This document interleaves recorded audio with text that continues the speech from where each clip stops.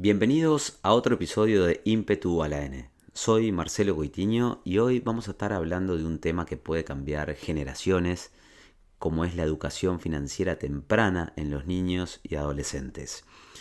¿Por qué es tan importante enseñarles a ahorrar, a invertir desde chicos?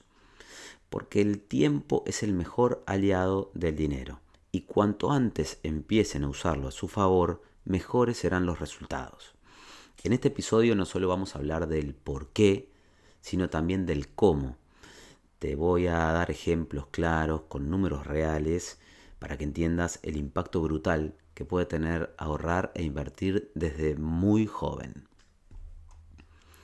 ¿Por qué enseñarles finanzas tempranamente a los chicos, a nuestros hijos, a nuestros familiares?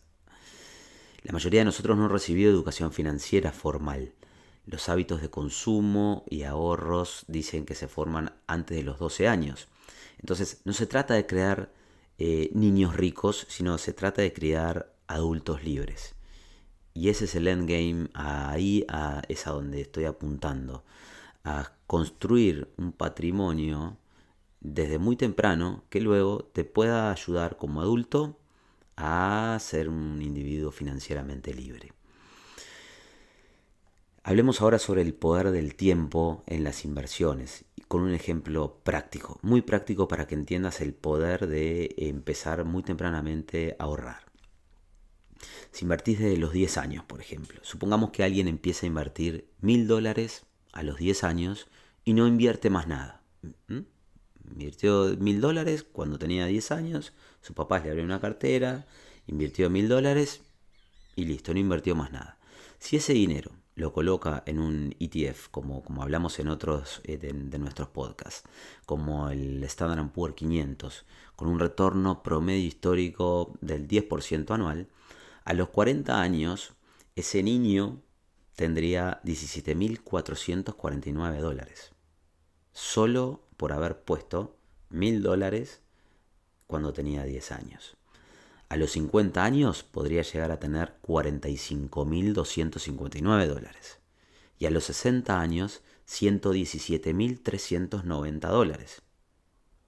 Impactante, ¿no? Ahora, un solo aporte de $1.000 hecho a los 10 años puede valer más de $100.000 cuando ese niño tenga 60 años. Ahora, vamos a hacer otro ejercicio con apalancamientos, ¿no? O sea, con aportes mensuales a ese aporte inicial. Supongamos que tu hijo o tu hija empieza a ahorrar $100 por mes desde los 15 años, con un retorno anual del 10%, también colocados en el ETF de Standard Poor's 500, a los 45 años tendría $197.000 por haber invertido durante 30 años $100 mensuales, sin un aporte inicial, solamente invirtiendo $100 mensuales durante 30 años colocados en un ETF conocido, como es, por ejemplo, hay otros más, pero el Standard Poor's 500 tendría $197.500. A los 55 años, o sea, 40 años invirtiendo, tendría $556.000 y a los 60 años casi $950.000. ¿Se entiende? Solamente por haber invertido $100 desde los 15 años. Obviamente, depende de la situación, en la época en la que estás y digamos, hay épocas donde el ahorro se hace muy difícil, pero si ya traes el hábito generado desde muy temprano y $100, convengamos que es un importe verdaderamente fácil de poder destinar a inversión, se tiene casi $1.000.000 con, te diría, 45 años invirtiendo. O sea, es monstruoso la magia de este interés compuesto, ¿verdad? No hace falta ganar una fortuna, como veníamos diciendo. Hace falta empezar temprano, tener constancia y dejar que el interés compuesto haga esta magia. Pongamos otro ejemplo práctico. Por ejemplo, quiero llegar a $1.000.000.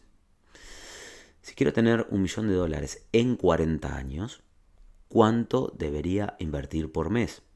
Y bueno, supongamos que invierto una tasa del 10% anual promedio, tendría que invertir $163 al mes. Y si lo quiero hacer este análisis a una tasa más conservadora, por ejemplo el 7% anual, tendría que invertir $275 al mes. O sea que si invierto $275 al mes a una tasa conservadora del 7% que te lo da históricamente cualquiera de estos instrumentos que venimos dando como ejemplo, tendría en 40 años $1 millón. Y ese es el maravilloso poder del interés compuesto. Un poco para resumir, te voy a dar este gráfico que estamos viendo en este momento, donde en el eje horizontal se encuentra la cantidad de años invertidos y en el eje vertical el valor futuro de esas inversiones en dólares. Si vemos la línea punteada, por ejemplo, esa línea punteada es una inversión única de $1.000 al 10%, es el primer ejemplo que habíamos dado. Con 30 años invirtiendo, por ejemplo, tenés alrededor de $100.000. Con 40 años invirtiendo tenés alrededor de $130.000. Con 50 años invirtiendo tenés alrededor de $200.000. Y con 60 años invirtiendo tenés un poco menos de $500.000 por única vez. Invirtiendo $1.000 por única vez. La franja del medio, la más roja, son generando aportes de $100 al 7% durante esta cantidad de años. Esto es un poco lo que estábamos hablando, ¿no? Con 50 años aportando $100 a una tasa del 7%, podemos generar $500.000. Y con 60 años invirtiendo, podemos generar $1 millón, invirtiendo $100 al 7%. Y aquí ves cómo en los últimos años es cuando entra más la magia de este interés compuesto. Por eso decíamos al principio del podcast que la inversión está atada al tiempo. Cuanto más tiempo seas constante tu inversión, mucho mejor va a ser en largo plazo. Fíjate que si entre los 50 años y los 60 años invirtiendo, en ese último periodo de 10 años aportando $100 al 7%, generás casi el doble de lo que generaste en 50 años invirtiendo. ¿Se ve? Y ni que hablar si esos aportes mensuales lo logramos hacer o colocar en un promedio histórico del 10% anual. Con 40 años invirtiendo llego a los $500.000, con 50 años invirtiendo llego a $1,5 millones y con 60 años invirtiendo supero los $3,5 millones. Increíble. Ahora bien, vamos a hablar un poco de cómo enseñarle a nuestros hijos, cómo darles herramientas para lograr ese hábito de ahorro e inversión. Y aquí te voy a dejar algunas herramientas prácticas que quizás algunos de ustedes ya las están implementando u otros no. Por ejemplo, lograr una mesada con propósito, ¿no? Una parte para gastar, una parte para ahorrar y otra parte para donar. No importa si son $100, $50 al mes, no importa. Como te demostré, lo que importa es la constancia.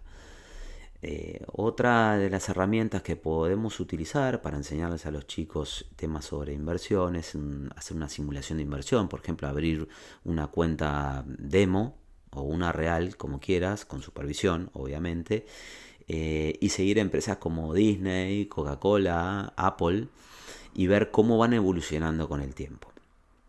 También puedes implementar juegos como el Monopoly, el Cash Flow, el Robux, que enseñan valor y toman decisiones con valores ficticios.